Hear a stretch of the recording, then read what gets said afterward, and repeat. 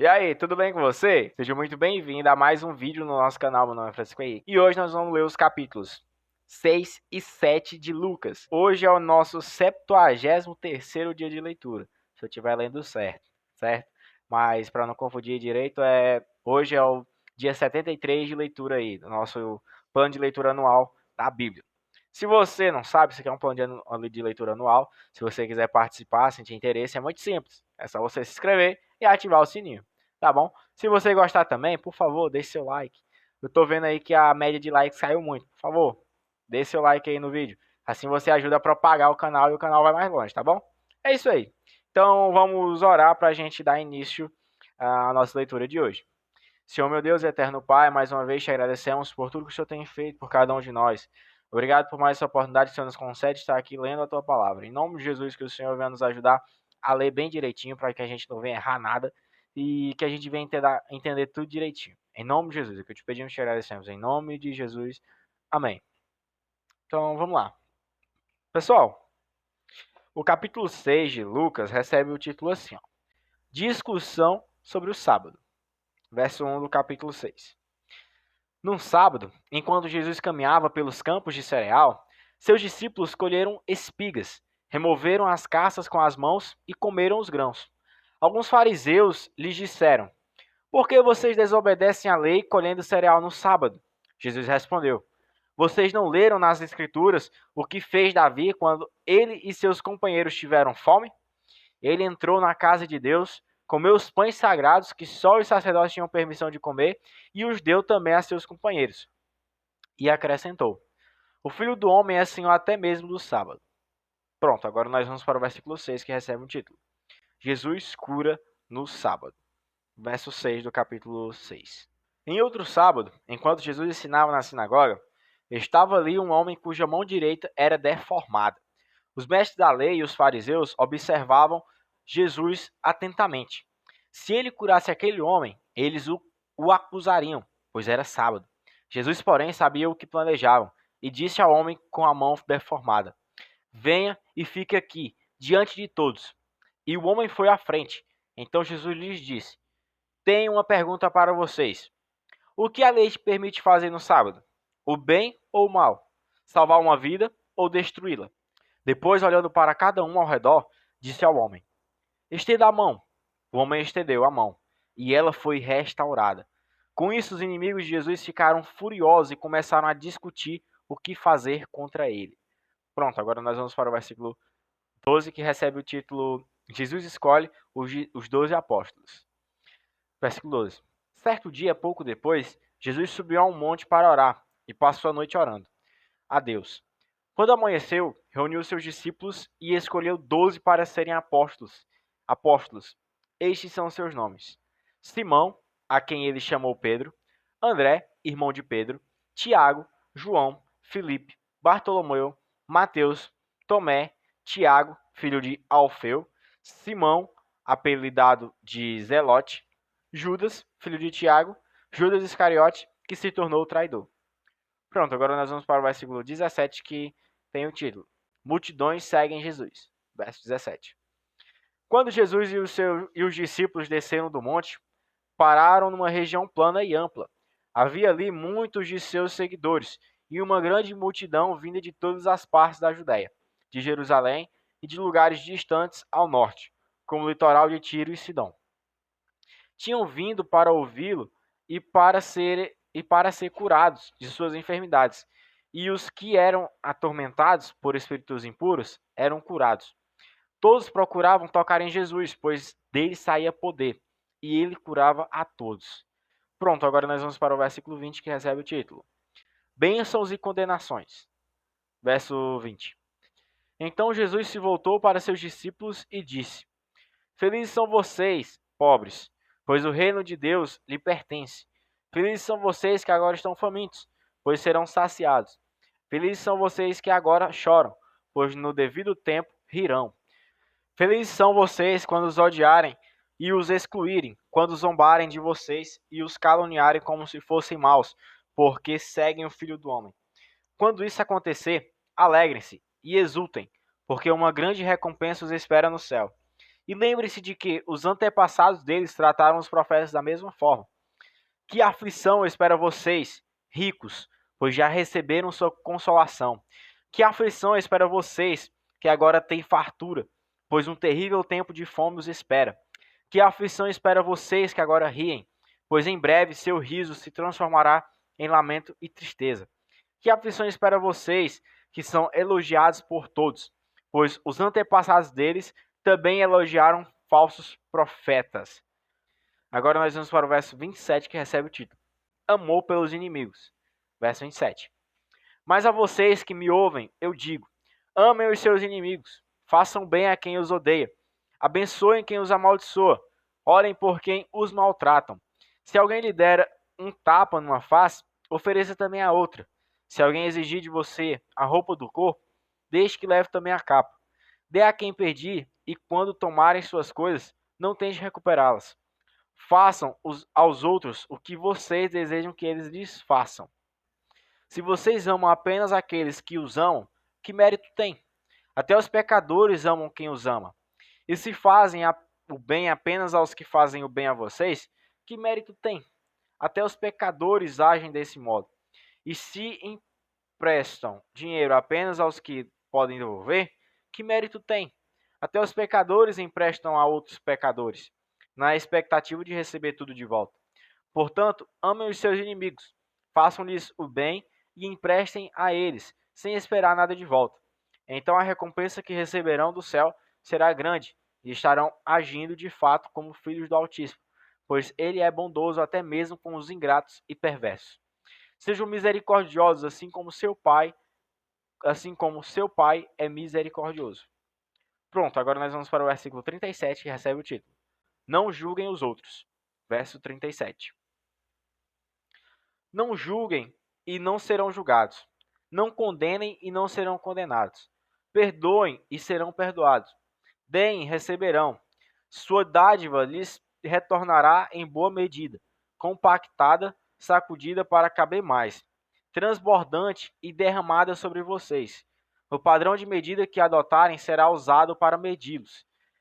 Jesus deu ainda a seguinte ilustração: é possível um cego guiar outro cego? Não cairão os dois num buraco? Os discípulos não são maiores que o seu mestre, mas o aluno bem instruído será como o mestre. Porque você se preocupa com o cisco no olho de seu amigo, enquanto há um tronco em seu próprio olho? Como pode dizer: amigo, deixe-me ajudá-lo a tirar o cisco de seu olho, se não consegue ver o tronco em seu próprio olho? Hipócrita, primeiro livre-se do tronco em seu olho, então você verá o suficiente para tirar o cisco do olho de seu amigo, né? Então vamos lá. Verso 43. Recebe o título assim: A árvore e seus frutos. Verso 43. Uma árvore boa não produz frutos ruins, e uma árvore ruim não produz frutos bons. Uma árvore é identificada por seus frutos. Ninguém colhe figos de espinheiros, nem uvas de arbustos espinhosos. A pessoa boa tira coisas boas do tesouro de um coração bom, e a pessoa má tira coisas más do tesouro de um coração mau, pois a boca fala do que o coração está cheio. Pronto, agora nós vamos para o versículo 46, que recebe o título: Construir sobre um alicerce firme. Verso 46. Por que vocês me chamam Senhor, Senhor, se não fazem o que eu digo? Eu lhes mostrarei como é aquele que vem a mim, ouve as minhas palavras e as pratica. Ele é como a pessoa que está construindo uma casa e cava fundo e coloca os alicerces em rocha firme. Quando a água das enchentes sobe e bate contra essa casa, ela permanece firme, pois foi bem construída. Mas quem ouve e não obedece é como a pessoa que constrói uma casa sobre o chão sem alicerce. Quando a água bater nessa casa, ela cairá, deixando uma pilha de ruínas. Pronto, agora nós terminamos aí no versículo 49 e o capítulo 6 de Lucas. E agora nós vamos para o capítulo 7, que recebe um título assim: Um oficial romano demonstra fé. Capítulo 7, versículo 1. Quando Jesus terminou de dizer tudo isso à multidão, entrou em Cafarnaum. Naquela ocasião, um escravo muito estimado de um oficial romano estava enfermo, à beira da morte. Quando o oficial ouviu falar de Jesus, mandou alguns líderes judeus lhe pedirem que fosse curar seu escravo. Os líderes suplicaram insistentemente que Jesus socorresse o homem, dizendo: ele merece sua ajuda, pois ama o povo judeu e até nos construiu uma sinagoga. Jesus foi com eles, mas antes de chegarem à casa, o oficial mandou alguns amigos para dizer: Senhor, não se incomode em vir à minha casa, pois não sou digno de tamanha honra. Não sou digno sequer de ir ao seu encontro. Basta uma ordem sua, e meu servo será curado. Sei disso porque estou sob a autoridade de meus superiores, e tenho autoridade sobre meus soldados. Só preciso dizer vão, e eles vão, ou venham, e eles vêm. E se digo a meus escravos, façam isto, eles fazem. Quando Jesus ouviu isso, ficou admirado. Voltou-se para a multidão que o seguia e disse: eu lhes digo a verdade, jamais vi fé como esta em Israel. E quando os amigos do oficial voltaram para a casa dele, encontraram o escravo em perfeita saúde. Pronto, agora nós vamos para o versículo 11, que recebe o título: Jesus ressuscita o filho de uma viúva. Verso 11. Logo depois, Jesus foi com seus discípulos à cidade de Naim, e uma grande multidão o seguiu. Quando ele se aproximou da porta da cidade, estava saindo o enterro do único filho de uma viúva, e uma grande multidão da cidade a acompanhava. Quando o Senhor a viu, sentiu profunda compaixão por ela. Não chore, disse ele. Então foi até o caixão, tocou nele, e os carregadores pararam. E disse: jovem, eu lhe digo, levante-se. O jovem que estava morto se levantou e começou a conversar. E Jesus o devolveu à sua mãe. Grande temor tomou conta da multidão, que louvava a Deus, dizendo: um profeta poderoso se levantou entre nós, e hoje Deus visitou o seu povo. Esta notícia sobre Jesus se espalhou por toda a Judéia e seus arredores. Pronto, agora nós vamos para o versículo 18, que recebe o título: Jesus e João Batista. Verso 18. Os discípulos de João Batista lhe contaram tudo o que Jesus estava fazendo.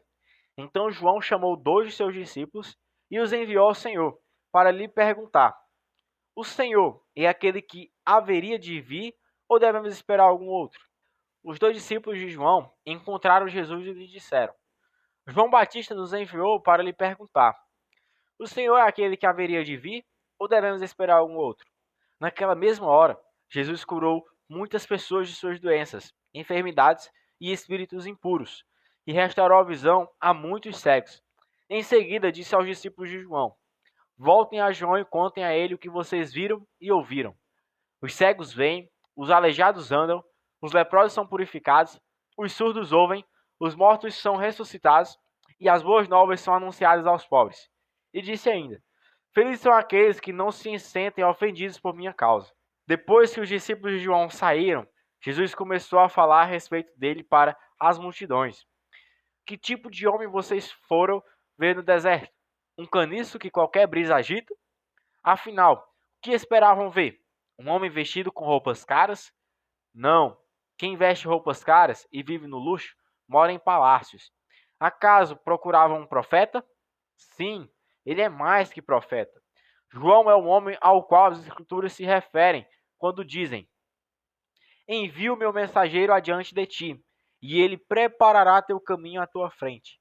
Eu lhes digo, de todos que nasceram de mulher, nenhum é maior que João Batista. E, no entanto, até o menor no reino de Deus é maior que ele.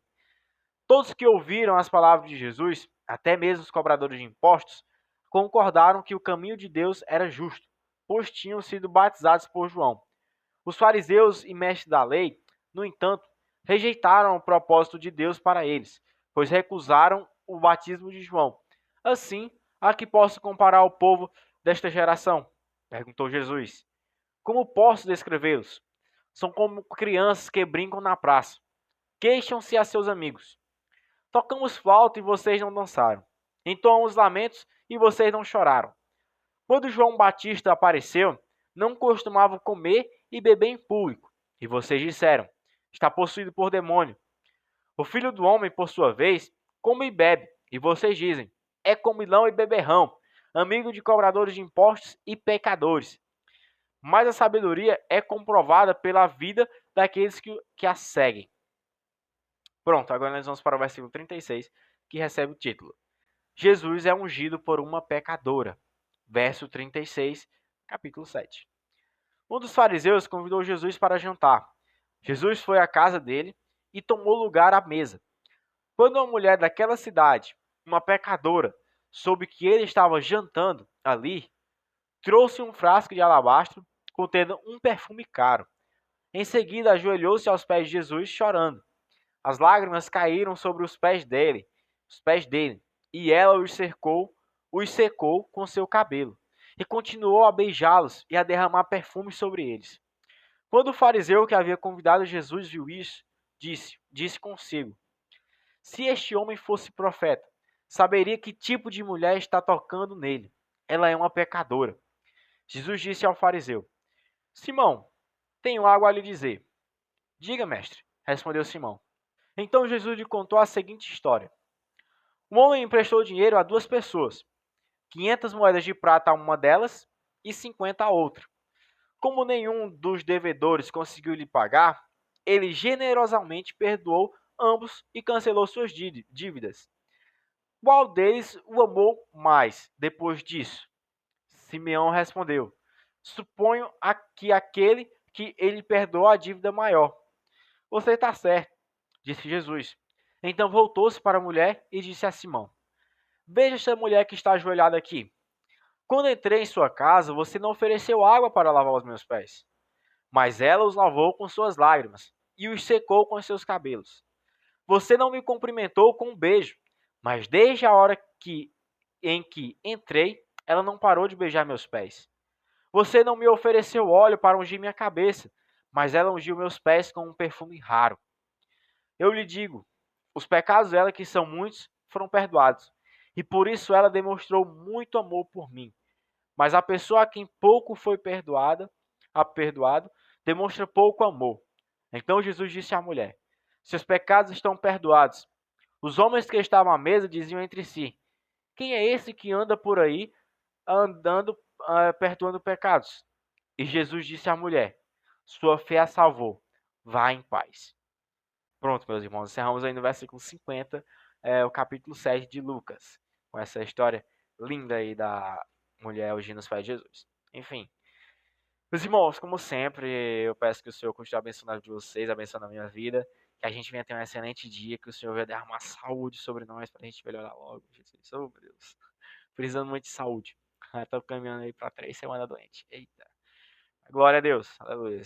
Meus irmãos, que a cada dia a gente venha viver mais, colocar em prática aquilo que a gente lê, analisar as coisas segundo não a nossa visão, não segundo o nosso ponto de vista, mas sim ao ponto de vista das Escrituras Sagradas, que a gente venha mudar nossa lente, usar as lentes da palavra, as lentes da verdade, as lentes da Bíblia, tá bom? É isso aí. Que Deus continue abençoando vocês, que a gente se veja amanhã, tenha um excelente dia. Tchau, valeu e a paz do Senhor.